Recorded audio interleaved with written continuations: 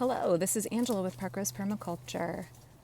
We are in part of my orchard, and I wanted to make a short video to share with you all just some thoughts about raising free-range poultry. So you can see my very old ducks. You can see a chicken butt right in front of us. That's John Cena, my Brahma. There's an Australorp behind her. There's more of my chickens behind me in another part of the orchard. So as I was out here doing some work, I opened up the gate to let the chickens into this area that had been resting. So there are all kinds of germinating weeds, all kinds of grubs, slug eggs, roly-polies, fresh comfrey leaves, all kinds of things that the chickens and ducks are having access to right now that they haven't had access to for several weeks because this area has been closed off. So I did an earlier video about we have a rotational poultry paddock, 3 areas, 3 zones that we cycle the poultry through, and that allows them to have access to more fresh weed sprouts and more grubs, and they don't completely decimate an area. So chickens are far more destructive than ducks. I know that folks comment on how their ducks are really messy. Yeah, I mean, ducks splash around and their poop is messier and it goes farther when they poop, but they don't scratch. So they bill under the soil and they make this little motion and they bill and they find food. Chickens, as you can see, scratch. So when we talk in permaculture about how a lot of times we want to accelerate the processes that nature has and sort of speed up the processes that nature goes through to build fertility so that we can take a decimated landscape and make it fertile and productive in a short period of time. I put in things like pioneer species that are nitrogen fixers like pea shrubs and clover, and I take those species and I let them grow and fix nitrogen, and then I chop them down. And I grow all kinds of things for chop and drop mulch to accelerate the process of adding fertility to the soil. So a big way that we add fertility is through disruptions, right? Through disturbances. And so we are a disturbance. We are... Oh, she's having a good time back there. What are you scratching up, baby? We are mimicking the disturbances of nature by chopping and dropping material, by removing whole plants when we are done with the pioneer cycle and we have established more mature plants and we want to take out those pioneers. We bring in things like wood chips and manure. We take manure and we spread it. Oh, John Cena found something good down here. Can we just talk about how beautiful her feathers are, by the way? She's such a lovely chicken. If you've never had a Brahma, they're just such a gentle breed. Real gentle. They don't lay as many eggs as an Australorp. Australorps are my #1 egg-laying breed. Big fan of them. Okay, so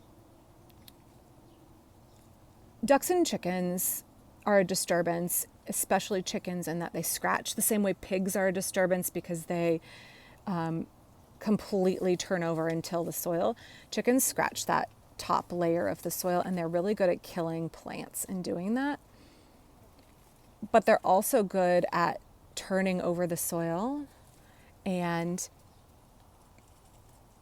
that process of scratching and turning it over helps break down and accelerate decomposition, along with removing weeds. And as they scratch, they also leave their manure, which is really high in nitrogen. And all of that accelerates the process of building soil fertility. So when we have ducks and chickens, I'm not a big fan of keeping chickens on pasture. And the reason for that is that chickens, I'm going to stand up because they want to come through here. I'm going to get out of your way, ladies. The reason for that is because chickens evolved from jungle fowl. And I prefer to keep them in the orchard. So they're in the orchard here. Right now we're under my persimmon tree, one of my persimmon trees. Hello, Violet. And some other chickens coming down here because they see that I'm here now. So chickens are evolved from jungle fowl. If I don't have a rooster to protect them, they're much happier and more comfortable in an understory with some shade, not in an open pasture with nowhere to hide. If you've ever done chicken tractors in an open pasture, the chickens often hide under the coop. So they will go work over a field for you if that's what you want them to do. But if I want to do what Joel Salatin says and let the chicken exhibit its chickenness, I really prefer to keep them in the orchard. They clean up pests, grubs of things. They clean up fallen fruit. The key to having chickens in an orchard is to wait until your orchard is established enough that they won't kill young plants. So if we pan across here past my chicken coop,